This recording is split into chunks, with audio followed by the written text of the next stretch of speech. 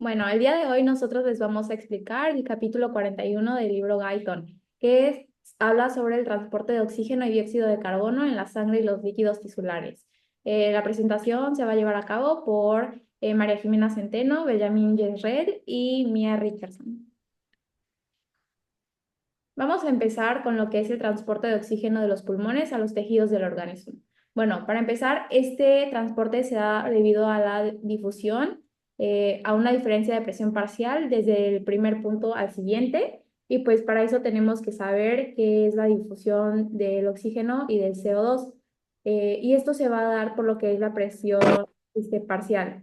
La presión del oxígeno de las paredes primero va a hacer fuerza contra los alvéolos y esta presión parcial va a ser de menor a mayor. Entonces, si los alvéolos tienen una presión de 104 milímetros de mercurio y la de la arteria pulmonar la de 40, entonces se pasa de los alvéolos a la arteria pulmonar y después eh, se va a ir a las venas pulmonares porque tiene una presión de 140 milímetros de mercurio que las va a llevar a las aurículas del corazón y de ahí a la arteria sistémica con una presión de 98 milímetros de mercurio. En todo este proceso se hace el 98% del oxígeno y el otro 2% va a estar revuelto y no va a ser puro, ya que la sangre tiene una derivación en la aorta para formar la circulación bronquial. Y la circulación bronquial va a regresar al corazón recogiendo los desechos y después se mezcla o combina con la sangre oxigenada para que se acabe de generar ajá. Antes de llegar a la sangre, pues el oxígeno debe pasar por el líquido intersticial, que es en esta parte, y por lo mismo de la ley de las presiones parciales, de la arteria sistémica debe pasar del líquido intersticial y posteriormente a la célula, y pues después va a ser la que va a desechar el CO2. Bueno, ahora, el líquido intersticial va a variar según cómo se vaya a utilizar el oxígeno. Por ejemplo, según la gráfica dice que si se aumenta el flujo sanguíneo, quiere decir que se está usando solo un cuarto del oxígeno de lo normal y el líquido intersticial va a aumentar la presión parcial que subirá a 60 milímetros de mercurio, que es la primera línea roja. Después, como un ejemplo, podemos ver cuando una persona realiza ejercicio y se usa 4 veces el consumo de oxígeno más de lo normal, pues entonces va a disminuir el flujo sanguíneo y va a hacer que la presión parcial también vaya a bajar. Y pues después podemos ver esta línea roja que está como más definida, que es más o menos normalmente la presión parcial del oxígeno, que va a ser más o menos de 23 milímetros de mercurio. Ahora, este es más o menos lo que se va a llevar a cabo en la difusión del CO2 y su fuerza parcial va a ser de 46 milímetros de mercurio. Empieza en esta parte y solo va a necesitar 1 milímetro de mercurio para salir de la célula, ya que el líquido intersticial es de 45 milímetros de mercurio y pues va a ser lo que va a facilitar su salida y por eso dicen que difundir el CO2 es más fácil que el oxígeno. Y pues aquí en esta gráfica podemos observar que en el flujo sanguíneo del oxígeno del líquido intersticial se encuentra en 45 milímetros de mercurio, pero si el flujo aumenta, el CO2 va a disminuir en el líquido intersticial, pero si el flujo sanguíneo disminuye, va a aumentar el CO2 del líquido intersticial o causa una acumulación de este. Bueno. Bueno, siguiendo después este es como completo la difusión del oxígeno y del CO2 y pues siendo después de lo que el CO2 va a salir de la célula al líquido intersticial, va a salir a la vena sistémica o arteria pulmonar, que pues como podemos ver tiene una presión parcial menor, entonces pues tiene que salir allá y después se va a pasar a pues lo que es el alvéolo otra vez por la fuerza parcial y pues otra vez podemos ver que tiene una menor presión parcial que la arteria pulmonar. Ahora vamos a hablar sobre la función de la hemoglobina en el transporte de oxígeno. Bueno, lo que quiere decir, pues, esta es como la gráfica no tan explicada y esta es un poco más ya explicada, ¿no? Lo que quiere decir es que la línea roja, que está más definida, va a referirse a cómo va a avanzar la oxigenación en la sangre y vemos cómo la sangre oxigenada que sale de los pulmones tiene una fuerza parcial de 95 milímetros de mercurio, que va a ser lo que es la sangre arterial sistémica de la circulación bronquial, y cómo pues, se vuelve y va a ser desoxigenada, que va a ser pues, la sangre venosa, y pues en los tejidos va a tener una fuerza parcial de 40 milímetros de mercurio. Y pues aquí podemos ver lo que es la saturación de la hemoglobina, eh, que quiere decir cuánta cantidad de oxígeno se utiliza en la hemoglobina, y por lo que se puede concluir que la sangre arterial sistémica tiene una saturación de 95%, mientras que la desoxigenada tiene una saturación de 75%, mientras que el volumen dice que cada 100 milímetros de sangre se van a encontrar 15 gramos de hemoglobina, y en 1 gramo solo se va a poder unir 1,34 milímetros de oxígeno, pero todo eso va a equivaler a que en cada 100 milímetros de sangre se encuentra 20,1 milímetros de oxígeno. Es lo que quiere decir que el 20% pues, de su volumen. Entonces, lo que se puede concluir de todo eso es que la sangre arterial sistémica tiene un volumen del 19,4% y la sangre venosa de un volumen del 14,4%.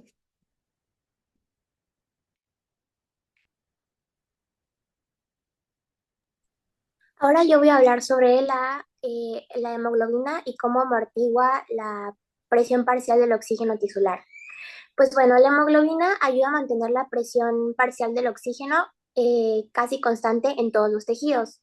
Esto es porque, como ya se comentaba antes, en condiciones normales los tejidos van a requerir 5 mililitros de oxígeno por cada 100 mililitros de sangre.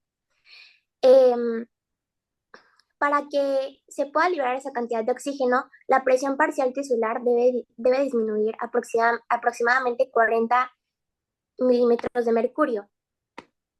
Esto significa que la hemoglobina solo va a liberar el oxígeno si la presión parcial de los tejidos es suficientemente baja. Si la presión parcial no es suficientemente baja, la hemoglobina no va a liberar suficiente oxígeno, lo que va a limitar de, de el suministro a los tejidos. Por lo tanto, la hemoglobina fija un límite superior para la presión parcial del oxígeno tisular de aproximadamente 40 milímetros de mercurio, manteniendo así un suministro adecuado de oxígeno bajo las condiciones.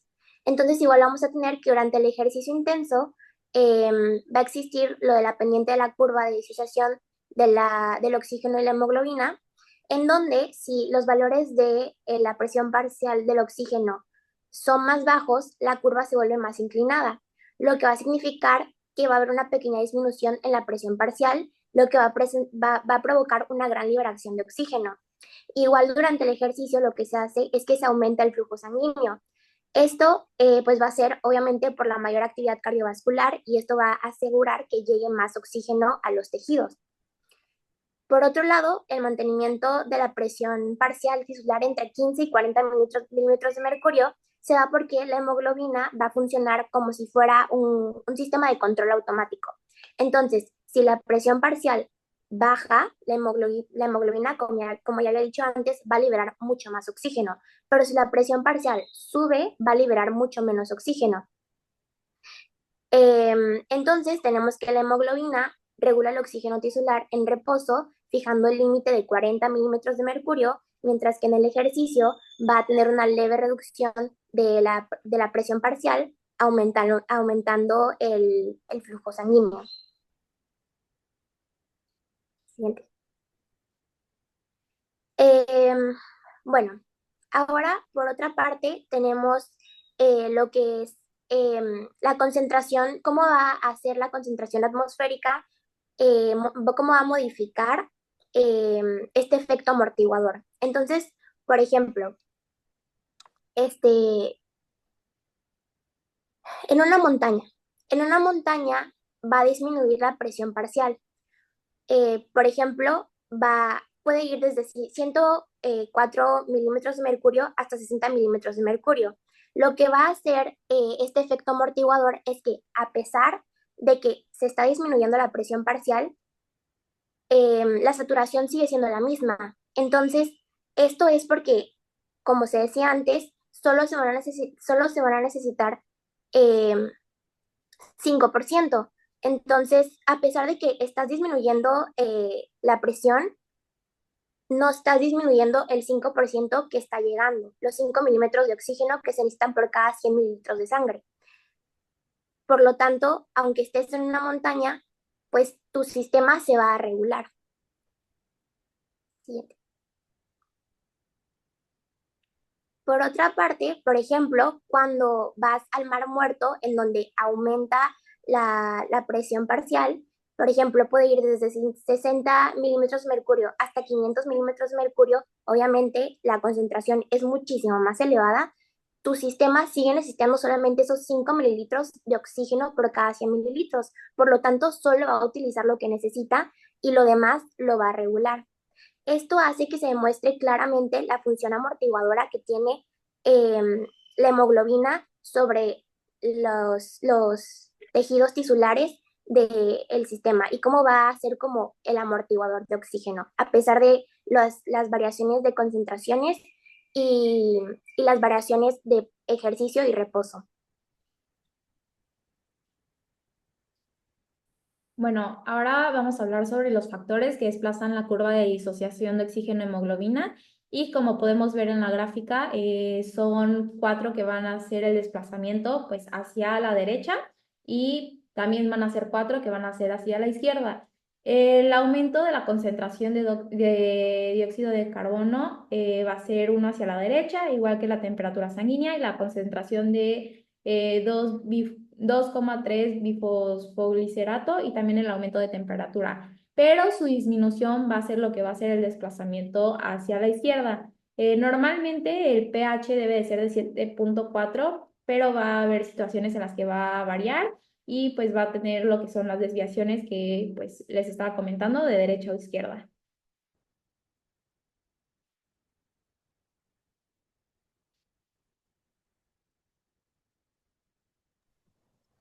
Y pues bueno, entonces en el libro se menciona algo llamado el efecto Bohr, ¿no? Entonces, ¿qué es este efecto Bohr? Pues es la disociación que ocurre de la hemoglobina. ¿Pero por qué ocurre esta disociación? La que sigue. Por favor. Pues bueno, cuando la hemoglobina pasa por algún tejido, pues libera el oxígeno, ¿no? Lo que está dentro de la célula, porque la célula lo requiere, ya sea para su metabolismo principalmente, ¿no? Entonces, al momento de liberar este oxígeno, su consecuencia directa es que también se va a liberar dióxido de carbono, lo cual va a hacer que aumenten los hidrogeniones y a su vez aumente el ácido carbónico, ¿no? Entonces esto va a aumentar su pH, por lo cual, como vimos en la diapositiva anterior, un aumento en el pH mueve la curva, la desplaza hacia la derecha, ¿no? Entonces por eso puse esa flecha verde, significa que todo sube y se aumenta la disociación, se aumenta lo que es el dióxido de carbono, el ácido carbónico y los hidrogeniones.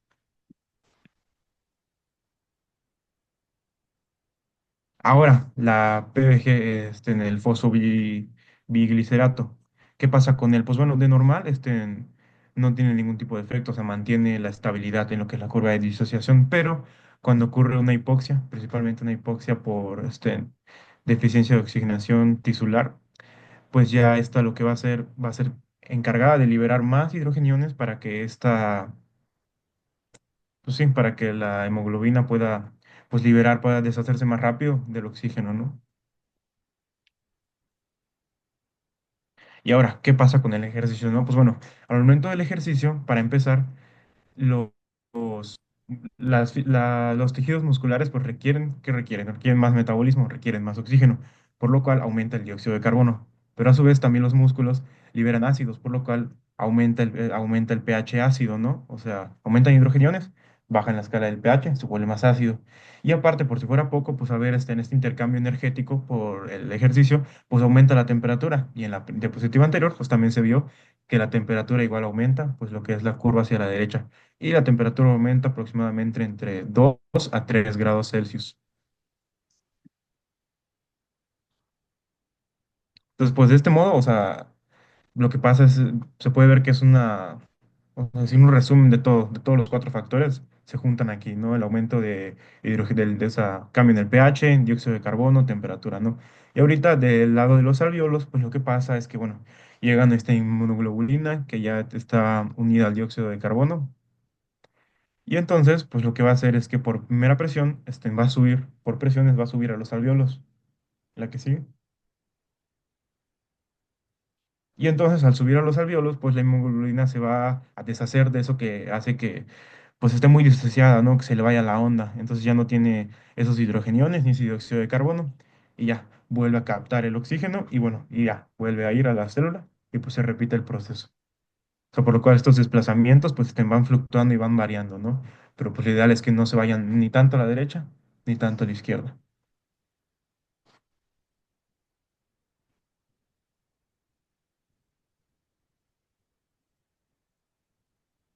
Bueno, eso es todo. Muchas gracias. Toda la información fue sacada del Gaiton.